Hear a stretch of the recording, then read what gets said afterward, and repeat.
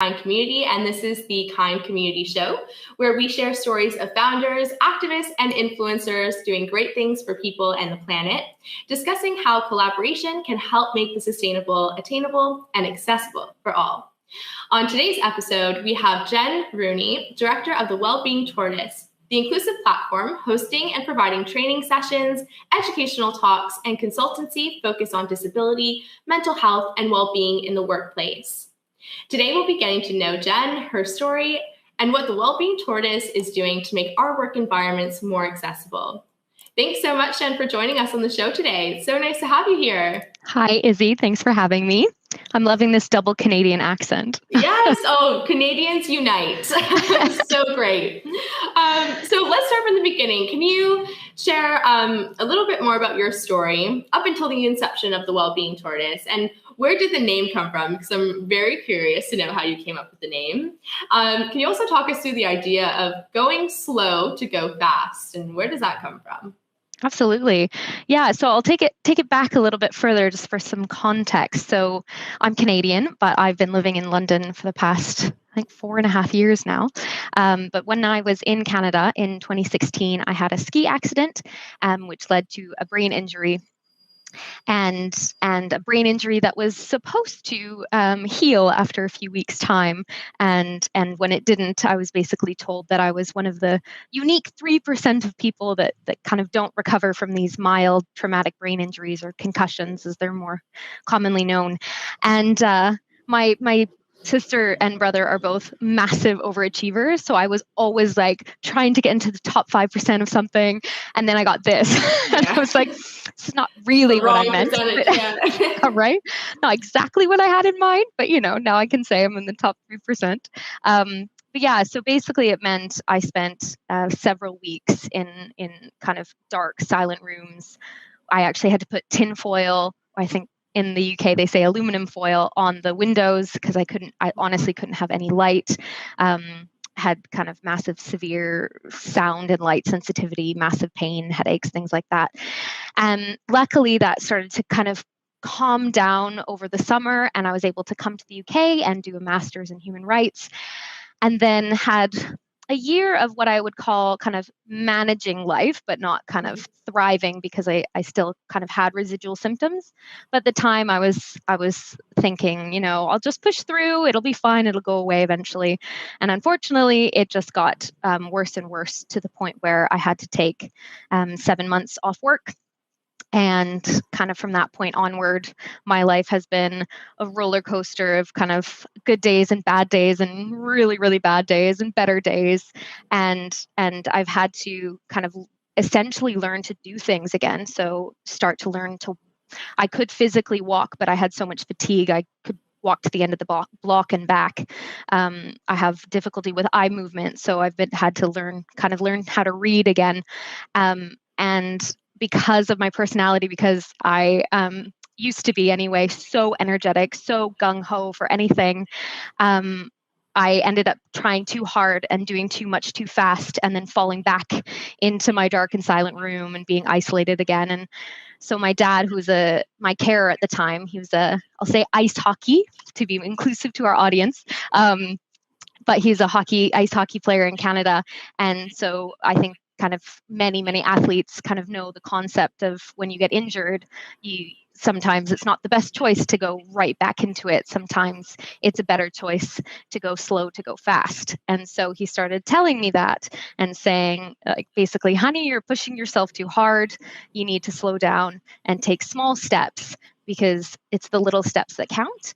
And so when I was kind of conceptualizing my business last summer, the image of the tortoise, which had become kind of an icon of my recovery, kind of came into my mind. And then honestly, I don't know where the name came from that. I just knew I wanted tortoise and I wanted well-being, and then they kind of just came together. And then my wonderful cousin made a logo that kind of really kind of solidified that it worked. And yeah, so it's been the Wellbeing Tortoise, and it's been going slow to go fast. Oh, that is absolutely incredible and really inspiring. That, as you said, I think it was the top 3%, and really kind of using that to propel yourself and do something with your experience and influencing others who may be going through something similar. And I'm sure we will go through what you do with the Wellbeing Tortoise, but I love that saying, going slow to go fast. I think that even if you haven't experienced something as traumatic, you can really apply that to your daily life. Because I think everybody has that sense of just wanting to do everything at once, or, or just feeling like you have to as well. Absolutely. It's not always the best way to live your life. So thank you so much for being vulnerable and sharing that. I think that's really inspiring to me, and I'm sure to many people. And I want to kind of talk about the idea of opening up conversations around disability, because it's such an important one. And the Wellbeing Tortoise provides that space to, of course, really discuss topics on inclusivity in and around the workplace in particular. Could you share with us a time when you were able to consult on the FAQs, the frequently asked questions that many feel uncomfortable to maybe ask, or simply want to more accurately understand the lived experiences of those with disabilities, and, how best to accommodate? Yeah, absolutely. So, that kind of encapsulates really well exactly what I do. So I might have to steal that content from you. No problem. But yeah, basically kind of any moment where I have kind of a Q&A in my training workshops, I think is really where that safe space gets generated. Is my audio all right? I'm hearing a bit of reverb. Right. Yeah? Okay, brilliant. Yeah. So in the Q&A sessions after we've done the workshop, where as you mentioned, I've been authentic and open about my own experience, I think it's at that point where people feel safe enough to ask questions, because I not only talk about my own experience as a disabled person, but I talk about all the flaws and all the mistakes I made when I was non-disabled, and how being disabled now kind of sheds light for me on what I didn't know before and what I should have known and what I should have been doing.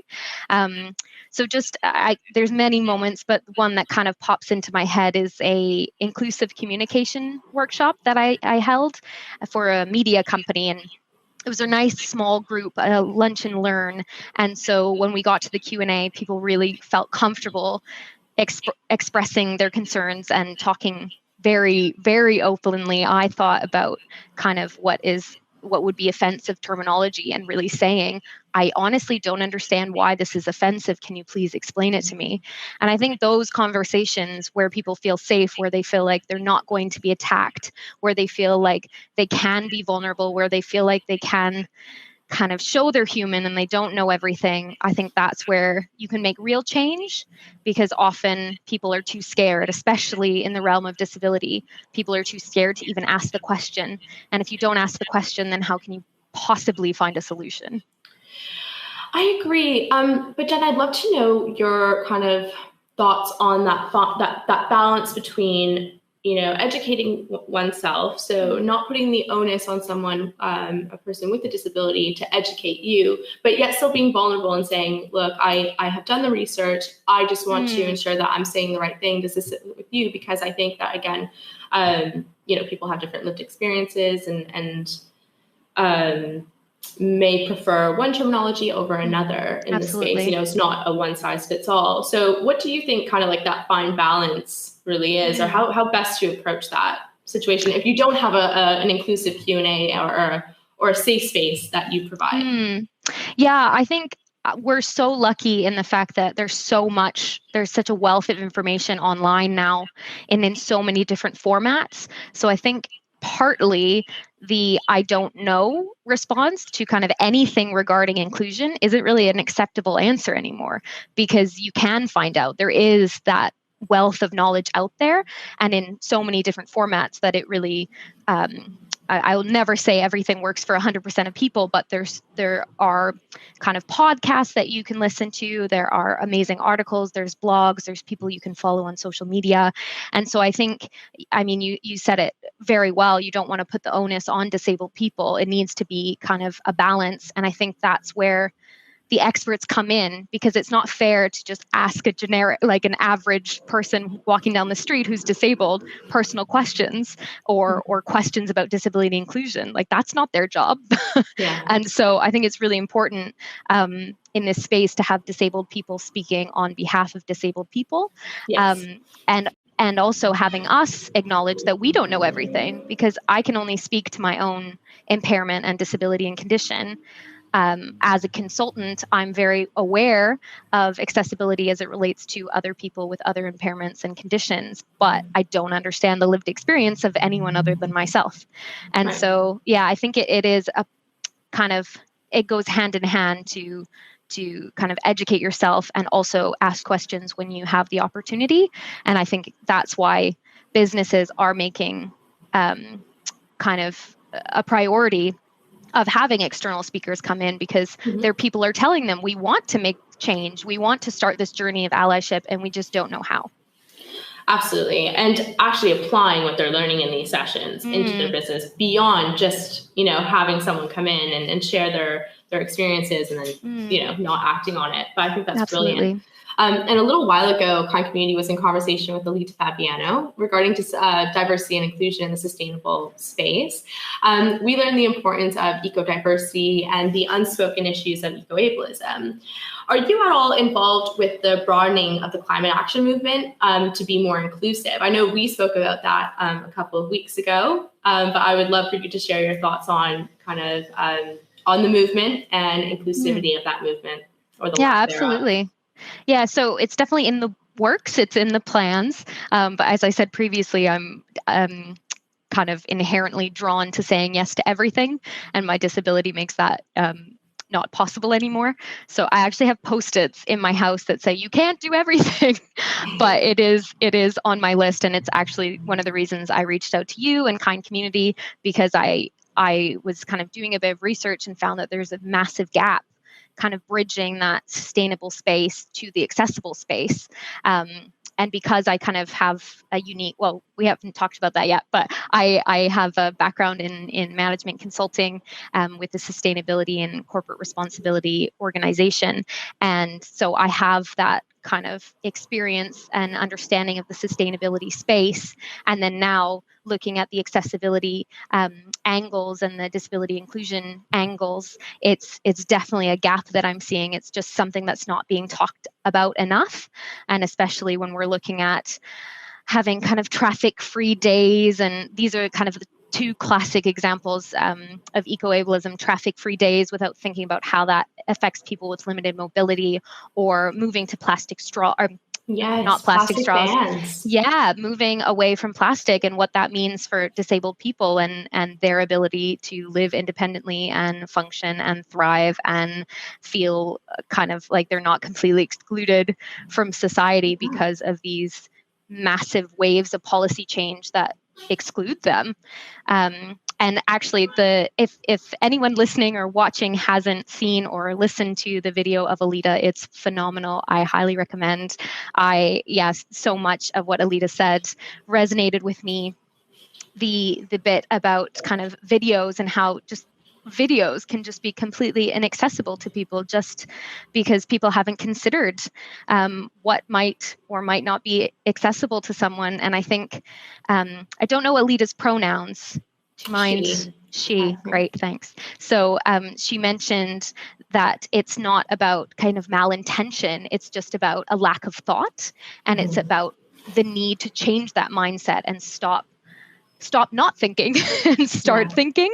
And so, what I've found, even just from my own personal experience, is that there's so many, just talking about videos, because that's what Alita was speaking about, so many phenomenal videos about climate action and climate change and sustainability in general that have fantastic, beautiful, empowering background music, which then makes it inaccessible to a lot of people, including myself, or these fantastic ads that don't have captions and are no longer accessible.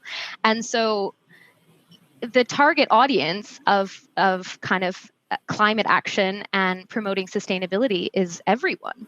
So it's strange to think that when people are designing kind of content or communications related to sustainability, that an entire group of people, a huge population, kind of nearly 15% of the world, is not being considered. And it's quite shocking, actually. Absolutely. I think that's why it's so important that we have these intersectional conversations and that the solutions are co-created with everybody in mind, or with having a seat at the table to come up with these solutions so that everybody is considered. That's so important. And I know we spoke about that in our last conversation, Alita and I, about, representation and even from our government. So I think it's just the plastic ban was honestly, that shocked me so much. I just, I had no idea when I researched it. I just thought to myself, oh my goodness, like we shouldn't be, it's not something really to be celebrated. Of course, it has a huge environmental impact, but we need to, it's not a black or white issue here. Yeah, it's just not we need to think about the nuance more, I think. It's not an all or nothing concept. It's yes, we need to tackle traffic, we need to tackle plastic. How can we do that without excluding an entire group of people? Exactly. There's like you said, it's definitely a mindset shift. And, while being conscious not to assume that there's a one-size-fits-all approach to inclusivity in the workplace, what is one main change do you think that businesses can make to set them on the right path to becoming more inclusive and diverse within their workforces? Because, of course, there's that mindset shift, but what are other steps that you think that businesses can take? Yeah, I think you just said it, basically, representation, and specifically more diverse representation among kind of all marginalized groups in leadership positions, in decision-making positions, because for us, any kind of change to be sustainable, it needs to be a strong culture change. And obviously bottom up works and top down works, but I think in organizations where we see the most impact, or where we see a very large impact, is when we're having senior leaders speak about a certain topic, or share their own lived experience on a certain topic, or have their own lived experience lead them into certain decisions that actually take into consideration other groups of people. And then on an individual perspective, I think it's just starting to think, honestly, it's so simple, just starting to think about what we do and what we don't do, how that might affect other people that are different than us or identify in a different group. And I am one to say, put up my hand right away and say, I do not do this enough. I have a very long way to go.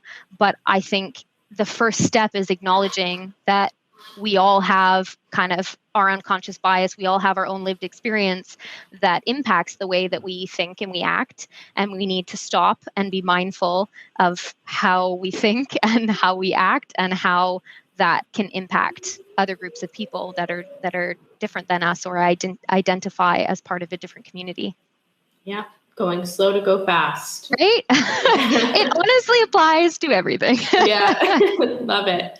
And for a while, you were involved in sustainability and social responsibility at Carnstone Partners, which you mentioned. And could you give us more details as to what this role was? And what did you learn about ethical businesses, standards, and CSR that those outside of the industry maybe wouldn't know?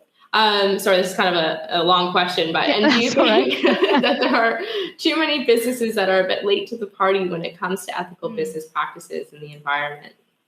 Yeah, absolutely. Okay, I think I'll do the last one first while it's in my mind. So I think that you can never be too late to the party, because the work needs to be done. I think if the intention is genuine, that makes it that much better, because, as I mentioned earlier, I lived most of my life up until now as a non-disabled person.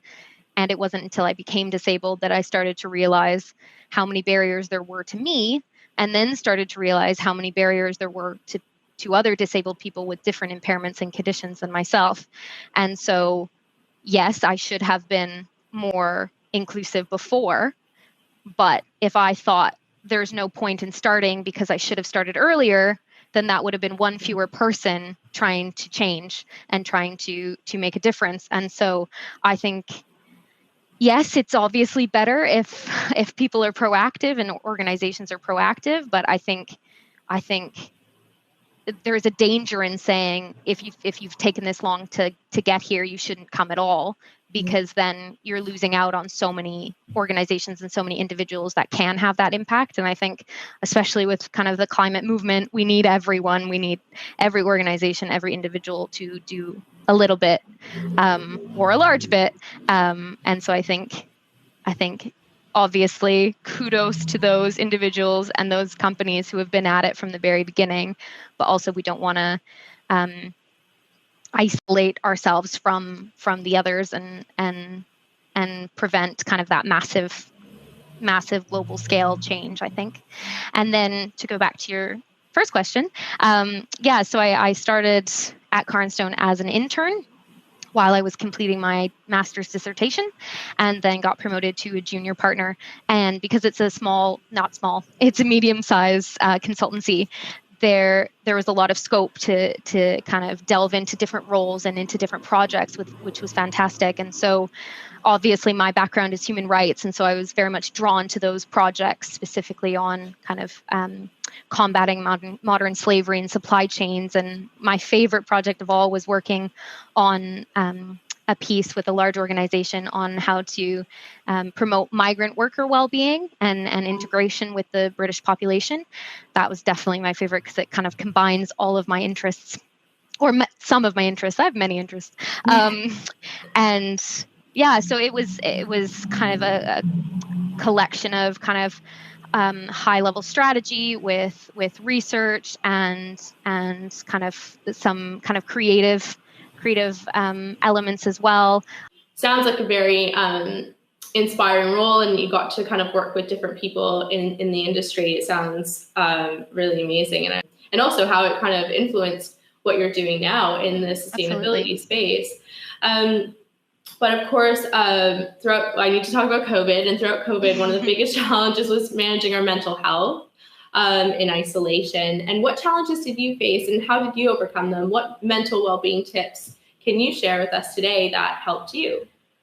Yeah, great question. So I guess for me, and I've said this in so many of my workshops, and especially the ones at the very beginning when we were in the first lockdown, I actually didn't really struggle that much, because I had been living in lockdown for a while, and it really wasn't that different for me. So kind of when people stopped going to restaurants, when people stopped having large social gatherings, people stopped going to the cinema, going to concerts, I couldn't do any of that. I hadn't done any of that for a year, longer than a year.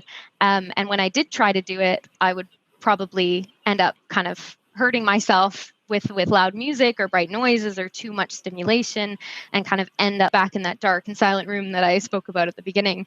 And so interestingly, I found that shift very easy. And I wrote a blog about it, actually. I think I titled it, "Why Lockdown Made Me Feel Less Disabled," because so much of society that was closed off to me then became closed off to everyone. And so I didn't feel as excluded. Not that I want anyone to be excluded from anything. I'm happy that we've opened back up, but it was just really interesting to think about how the kind of lockdown for everyone else made the lockdown for me feel like less of a lockdown, if that makes sense. But in terms of kind of what I had learned, I had kind of, I guess, spent the last few years building up my own techniques. And it's one of the reasons that I went into well-being as a consultant, was because I had spent so much time, so many hours learning about my own well-being and how to manage in a completely different situation that I had never predicted would happen. And so I actually had all these tools about managing isolation that I was then able to share with others, which was great. So in terms of a few top tips, one of my main ones has always been, and I think this applies to any situation, regardless of how difficult or traumatic, but focusing on what you can do, not what you can't do. Because it can I found it anyway, and it still feels like that sometimes. It can be very grim when I think about all the things that I can't do, because I have lost so much. But I haven't lost everything, and there are so many things that I can still do.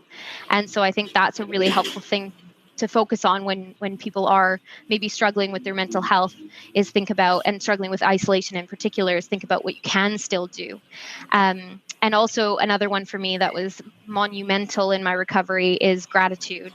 And I think this is a concept that seems a little silly to talk about having gratitude in the middle of a pandemic, but actually I mean gratitude about the little things, gratitude about the things that we normally take for granted, because it helps us combat the negativity bias that we as humans inherently have, and helps kind of lift our spirits even when things are really tough. And so I found I did my first ever kind of gratitude meditation about I'm bad at math, but at least 2 years ago, and I was in so much pain. And the kind of speaker of the meditation said, think about one thing that feels good. And I thought, yeah, right. Nothing feels good. And then they said, what about the softness of your sweater? And I felt my sweater and I thought, wow, this is super soft. I never thought about that before. And for that split second, I had no pain because all I was thinking about was how soft that sweater was. And from that moment on, gratitude has kind of shifted my whole perspective. It kind of guides me on my good days and helps me get through my bad days when I have them. And so those are two. I mean, I could go through more, but I also dedicate so much time to this. It's so hard to get it in such a short amount of time. I love those examples, and I'm definitely going to link them into the caption of this episode. Great. I think, I don't do it enough, but gratitude journals, I always found would always start my day with, writing what I'm grateful for. It gave me a different outlook just on my day, and it's easy sometimes to think about or just focus on the negative. I think, and it's not good at all for yourself, your mental health, no one. But sometimes, when you're stuck in kind of that mindset, like it's hard to get out of sometimes. Yeah. So finding those little things that you can do in your day to, again, be grateful. Yeah. I really like those examples. Thank you for sharing. I should also say another one, just if we're being more holistic, is to ask for help when you need it. I think that's so important. And so maybe we can also link down the line for Samaritans, which is 116-123, because so often we are struggling and we don't ask for help when we need it. And it's okay to ask for help. It's okay to not be okay. And I think that's really important as well. That is so true. Definitely seek help when you need it. And also on the receiving end of that, being open to people speaking to you about what they're going through. And sometimes you actually don't know what people are going through. So just be kind. Yes. Yeah, absolutely. Be kind. Yes. Be a kind community. Exactly. And just to kind of finish off here, what's next for the Wellbeing Tortoise? And how can people get in touch with you? How can people connect with you and join you on your journey? Yeah, great. So, I mean, there's lots I want to do, but again, I have to move slowly. So I have kind of exciting collaborations coming through in the next few months, projects that I'm working with projects I'm working on with other organizations regarding kind of accessible public spaces, and working with organizations that are doing work with refugees, which I'm really passionate about. I'm always really keen for collaboration. I know I've ended up myself as an entrepreneur, and I love collaboration. And so if anyone's interested in speaking about kind of the intersection of sustainability and accessibility, or anything we've talked about today, any of those concepts, I'm really keen to get involved. I'm keen to keep working with Kind Community, and kind of getting the message out there about the importance of accessibility when we're speaking about sustainability, because the first step is acknowledging that we haven't put it on the agenda. And then the second step is putting it on the agenda. I think those are some exciting future plans. I've applied for an exciting kind of accreditation, which I'm waiting to hear back on. So fingers crossed for that. I'm honestly, I am just taking it slow, going slow to go fast, working with passionate people, doing things that they're passionate about, and trying to find more Canadians like yourself. Yes, Canadians unite, honestly. And I'm so grateful that we've connected, Jen. I think that this conversation is so important. We need to continue having it and making it the norm in the sustainability space. And I'm so excited for your journey and seeing where the Wellbeing Tortoise goes and having you part of ours. I think it's just so enriching every time I speak to you. We have such great conversations, and I'm so excited to share everything, this podcast, and hopefully we can continue to collaborate on future content. I realized I forgot to give my details. Oh, of course, your details. How people get in touch with you? Yeah, get in touch with me, but figure it out. Yes. Yeah, so I'm a bit old school, so I'm not on a lot of social media. I do have a LinkedIn account that I check infrequently, or I check with a support worker, but I'm best accessed by email, and then we can exchange phone numbers if that's accessible to you. So you can reach me on jen.rooney, like the footballer, at thewellbeingtortoise.com, or you can find my website at www.thewellbeingtortoise.com. And yeah, I think Great. that's We'll it link for that now. as well in the bio. We'll link that as well in the caption in the bio Brilliant. of this podcast. So definitely do get in touch with Jen. And before we finish off, I'd love to do a little quick fire round with you. Okay. First question, which is quite a big one, but how do you define sustainability? Yes. So I think I thought about this a lot. And I think for me, it's about people and planet. I think a lot of the time people assume sustainability is just about planet. And obviously with my human rights background, I'm very focused on the people side. So I think for me, it's finding a balance between fighting for social justice for people in the present and protecting the planet for the future. So I think it needs to have that combination in order for it to be ethical and sustainable, because at the end of the day, the planet is, well, planet is not for people, right, but we share it essentially. And so I think, I mean, I'm biased from my perspective, but I think often the human element gets lost, and we think, well, I want my grandchildren to have this kind of lush, beautiful, safe space to live in. Well, what about people right now that are struggling or living in unjust and unfair conditions? And so I think it's about balancing, kind of making sure that we can live ethically and happily now, and making sure that the people that come after us can live happily and ethically thereafter. Exactly, that harmony, that environment, isn't it? And who inspires you? Yeah, so lots of people, but I would say the main person is my dad. As I said, he was my carer, and he is just so full of positivity and motivation and an unbelievable ability to kind of just pick up after something difficult and carry on with a wonderful attitude. And I definitely wouldn't be here without him. He lifts me up. And if you ever get to meet Patrick Rooney, you have a conversation with him, because he's great. Oh, that's great. That's a great shout out. And finally, what are you most optimistic about when thinking of the future? I think I'm optimistic for change, I guess, more on a grassroots level, but then also I'm optimistic that for kind of the power that business has, and kind of if you look at disability inclusion right now, it has kind of come onto the agenda. People are thinking about it. People are talking about it. People are thinking about accessibility and talking about accessibility. And so I think what we need to do now is take the opportunity to find those intersections that you're talking about and collaborate. I think what I'm hopeful for is more collaboration, because at the end of the day, I think that's how the best work gets done, when we utilize each other's strengths, work with people that have different perspectives than us, and make sure that we're taking a holistic approach. I think that's when the real movement happens. I couldn't agree with you more. Collaboration is key. Well, thank you so much, Jen, for joining me today and having this amazing conversation. And for those of you who are listening, please do get in touch with Jen. Again, I'll put your details into the caption. It's been a pleasure speaking to you, and I'm sure we will continue this conversation further. But thank you so much for today. Yes. Thanks, Izzy. Bye, everyone.